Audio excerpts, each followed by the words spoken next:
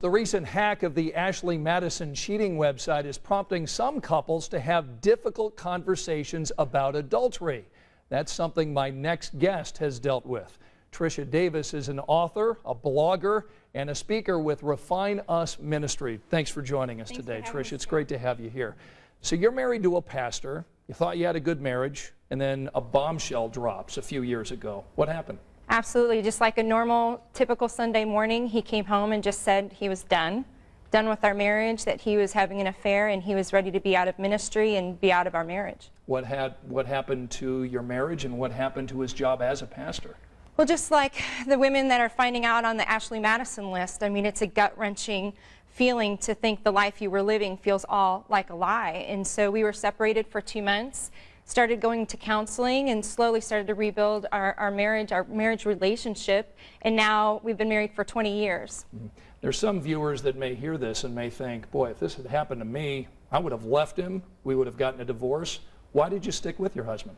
Absolutely, and if you would have interviewed me 10 years ago when it happened, that probably would have been my response. But I think my faith played a huge role in understanding that you don't drift to an affair. You don't wake up and then say, you know what, I want to cheat on my spouse. And so I was bent in figuring out the why. I knew the symptoms that we plagued our marriage, but I couldn't figure out the root issues. And once we chased the root issues, things like forgiveness and things like bitterness, it changed my perception of my marriage relationship and changed us being married today. So our viewers are sitting at home, maybe they feel like they've got a pretty good marriage. What are the warning signs, these areas where you feel like, boy, if I drift away, this might happen to me?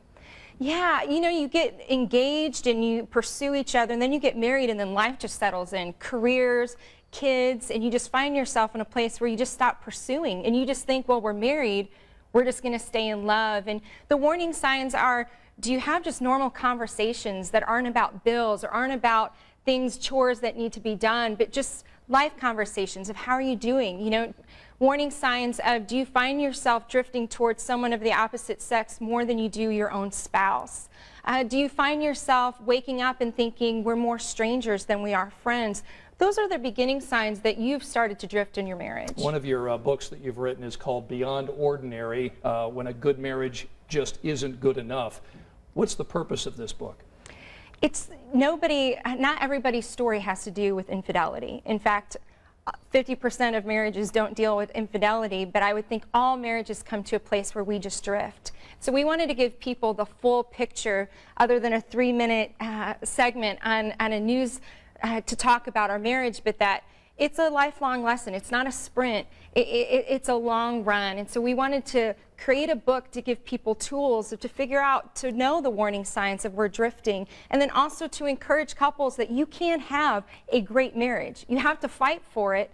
And I say all the time, I'm more in love with my husband today than the day I married him. That's a remarkable thing. Trisha Davis, author and blogger, and the woman behind Beyond Ordinary, and we'll put all of her contact information on WTHR.com.